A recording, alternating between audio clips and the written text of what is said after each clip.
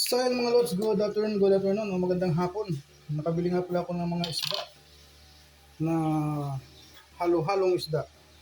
Mga lods, mayroong tawag dito sa Bicol ay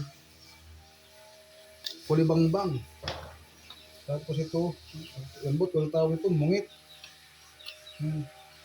Inisday natin mga lods, so kaliskisan natin.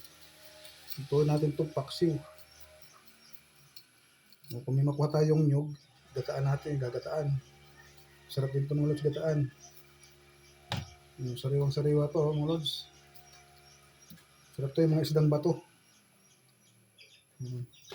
Tapos mayroong isang malaking rabbit fish. Ang tawagin dito turos. Ayun lagi ng bituka.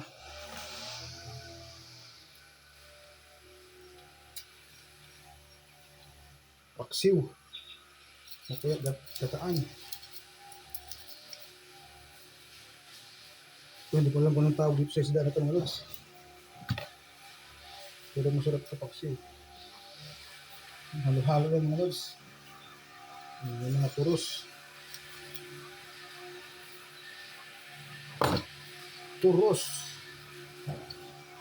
Sa English, rabbit fish.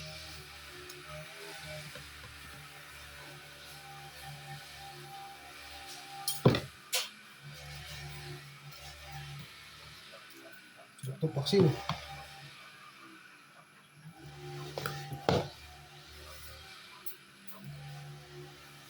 Nabili ko sa halagang 180 pesos. Mahal o mura? Mahal. Pero gusto ko to, kaya binili ko na lang mga lods. Kasi kakatigin naman tayo ng sariwang isda.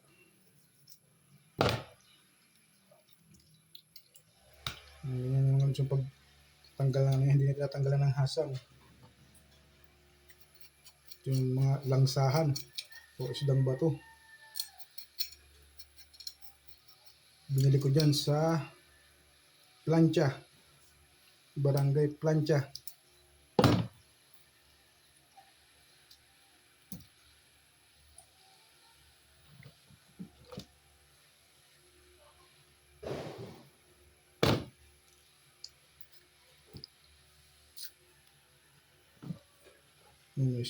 Meron pa kasamang malit na ituman.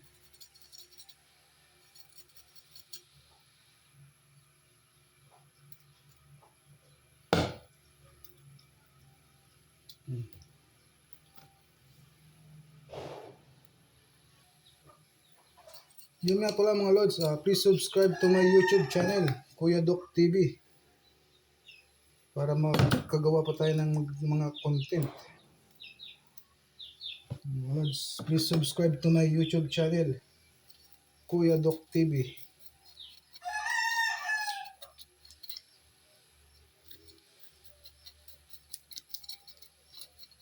Tatapos na tayo hinisda, magtanggal ng bituka.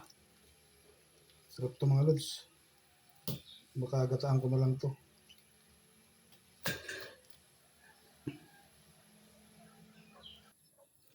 So yung mga lods, hugasan na natin siya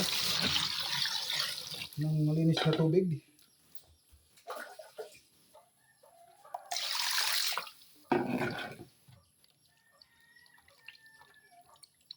Sarap to mga lods. Labas o sariwang sariwa.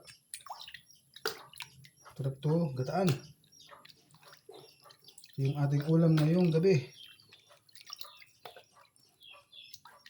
Anong lods Anong tawag dito sa inyo mga lods?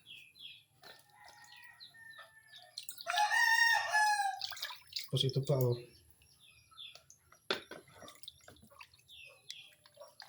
Yan. Yung mga isda na hindi mo makikita madalas sa Manila. Dito wala makikita sa probinsya. Ito yung tatawag na isdang bato.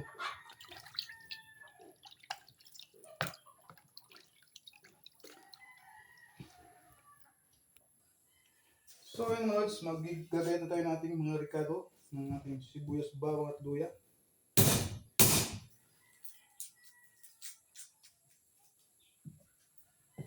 Lagyan natin ating sibuyas. Medyo may lang natin lamesa. Malikot.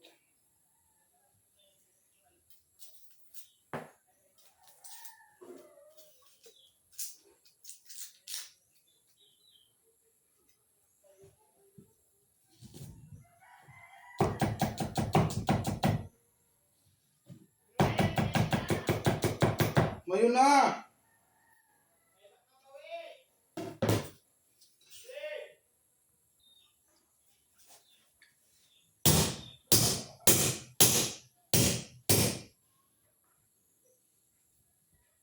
So, mga lods, magkakayod na tayo ng milk. Mamaya.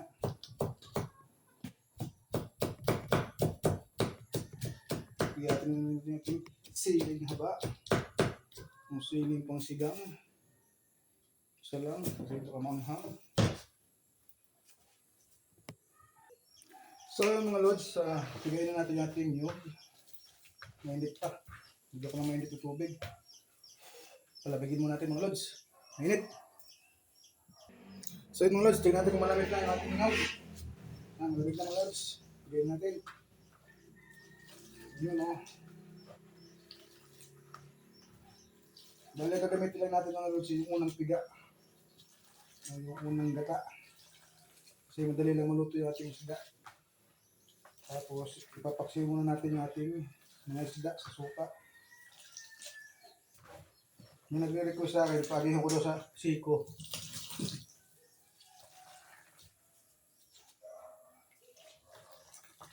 Iyo oh. Lapit na mga lods, konti na lang. Bali unang gata lang yung gamitin natin.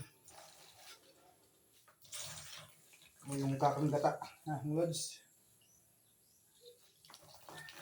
Please subscribe to my YouTube channel, Kuya Doc TV. Lods. So yung mga lods, ilagay natin yung ating kangkong, pechay sa ilalim. Yan. Yun yung pagsasapin natin sa ating isdang mungit o yung mga isdang bato, mga lods. Yan. Dapat isa lang sa natin na maayos para hindi siya madurog pagkuha. Yan, mga lods. Yun o. Dito ang isdang bato, masarap to. Ubos na naman ang bahaw ni Kuya Doc. Ibabaw natin yung pinakamalaki.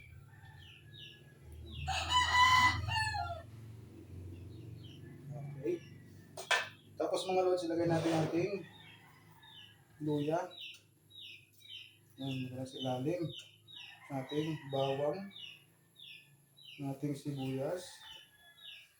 Siyempre yung ating siling, pangsigang. Tapos siyempre yung ating suka. Yun, tama na.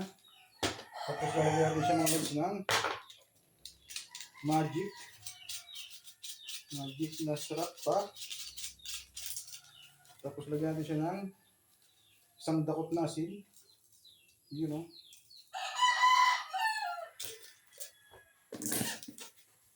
Tapos ano pa? Di isasalang na natin mga lods. Tapos mga lods, meron nung nakitang kabuting saging. Ilagay na rin natin dyan sa taas. Yan. Pangpasarap din yan. Tapos yun mga lods, isalang na natin sa ating mahiwagang kalan. Yun o. At pagkatapos atin ng takipinin o takipan. So yun mga lods, kumukulo na. Lagay natin ating kakanggata. O yung ating pangalawang o unang gata.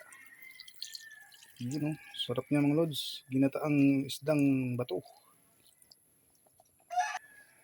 Yun mga lods, bali hindi na natin yan tatakpan. Hintayin na lang natin siyang maluto at maigahan ng sabaw o matuyuan. Yun na nga mga lods, luto na yung ating ginataang isdang bato. Ngayon na natin mga lods.